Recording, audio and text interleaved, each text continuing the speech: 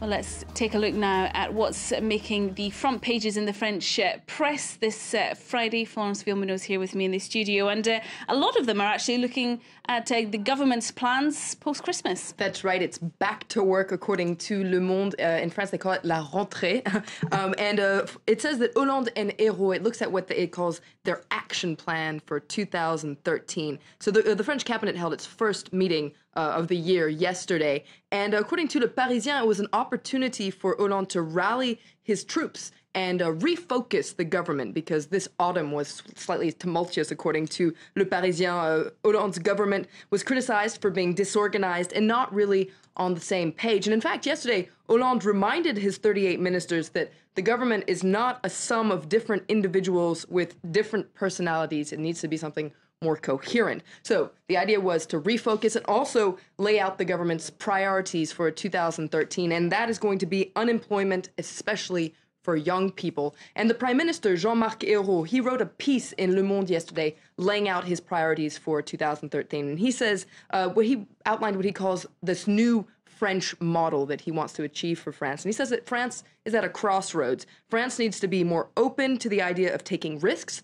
to economic and social innovation, as well as to business and artistic creation. So slightly different change in tone there for the Prime Minister. Okay, so a new year means a fresh start for the government and a fresh communication strategy as well. That's right. Le Monde also points out that a famous journalist and TV presenter named Claude Sérillon, now he's been named special advisor to the president, conseiller. No, it's a kind of an obscure title, but basically what he's in charge of is Hollande's communication strategy and coordination with the Prime Minister and the cabinet. And Les Echos, in their editorial, the Business Daily, they say that Sérillon's arrival is no coincidence. He's there to smooth out the president's public image, which isn't in the best of shape. Now, at the beginning of his term, Les Echos points out that Hollande was so desperate he was so afraid of being compared to Nicolas Sarkozy. He wanted to seem normal and everything, but he tripped up and made some PR faux pas. But Les Echos points out that those days are over because Sérillon is here. Sérillon is also there to make the cabinet look better, to get over the rocky start that the government had at the beginning. So 2013, fresh start. It all started yesterday. Les Echos points out that the very first cabinet meeting was a very orchestrated event to show that the government is very united. Libération goes even further, says that Sérillon has come to the rescue and quotes some advisors that say that PR was the missing ingredient up until now for the government. But Libération points out that there's some skepticism as to whether he'll really make a difference. Libération points out that communication works when there's something to communicate about, a vision, and it quotes one of François Hollande's friends saying that, well, that's not really François' strong point. All right, well, another story that's getting a lot of attention is something that we just touched on in the news bulletins.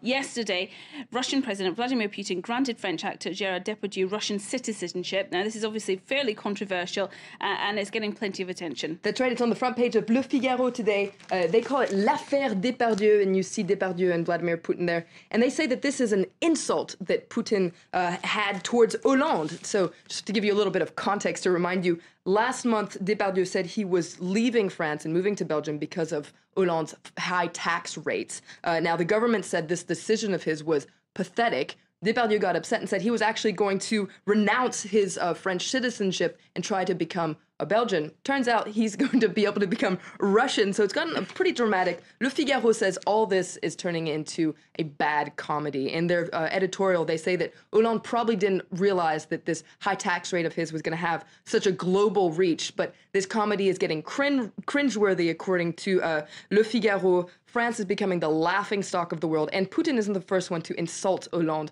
David Cameron already said that he would roll out the red carpet for French people who wanted to flee France's high taxes. So Le Figaro says enough is enough.